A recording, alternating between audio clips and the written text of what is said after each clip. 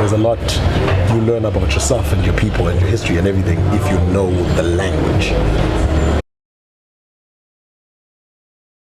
If you wake up very early in the morning, you say Ndivuke ngenja ikubuka, means I woke up when the dog was brushing his teeth. Right? It's straight away that gives you how imaginative the people are. Imagination is crazy, playful, but also kind of deep. No one has ever seen that. So it means I woke up at a time that it's an ungodly time. No one's awake at that time, And so if the more of your own language you know, the easier it is to express a lot of things. Those things as well, most people who learn Xhosa, first thing they always do is like, Kano, like we don't actually use it all the time, but we do use it a lot. Yeah. But in terms of Xhosa people, the Eastern Cape is where the Xhosa people come from, so we completely sound like the people from where Xhosa comes from when we speak. And then people in English was English and Afrikaans, I guess, is what was spoken. And so the Xhosa is a bit flimsy. They'll hate me when they hear this, by the way, but it's true. But that's the truth. Some of the things they say, I'm like, no, that is not the pronunciation of the word, In my language, it's a thing, the thing called Xhosa. You can never say just Xhosa. You always say the thing called Xhosa. So that's the easy part. A good band would be like the thing called Xhosa. Yeah.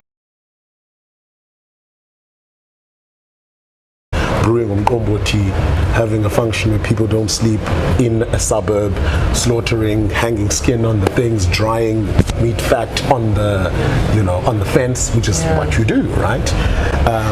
Can hit different and have a very different effect. Because the context is just weird. Whereas when that's happening in a rural area, everyone's doing that's what you do. Such, exactly. Everyone understands what's happening and everything is fine. Even the way the houses are built, they built in a way that that's okay. You can do that. It's not an issue. So it's a city problem though. It's this idea that material is better than, I guess, culture in certain situations.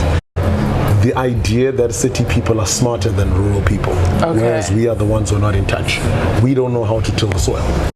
You're like, whoa, how did we get this so quick? So that's a different KFC, all right? Yeah, exactly. That's a completely different vibe. You need to understand where it's coming from. It's not just, oh, my white guy. Yes, directly translated, that's what it means. But he's saying, look, what they did to my mother and father and me, like, look, and now you're equally better. 100%. You're with 1,000,000%. So I'm looking up to you for those reasons, not necessarily that I think you're white and therefore you're better. I'm just saying, in this white world you've made it. You're making it. So kudos to you. So it's that, Ooh. And only language can do that. Yeah. If I say Xhosa, it just sounds more closer. It's my friend. So it's my friend. Like, that's my people. Yeah, no, that's my that's my blood. That's my blood. Home slice, you know what I mean? That's my home slice. Exactly. Oh, I love that. May language live because then people live. That's really what it is. There is no people without the language. And if we all end up speaking English, it'll be a shame. We would have lost people and all have become sheep, that just communicate. I think language is deeper than communication for the purpose of receiving or saying what you want.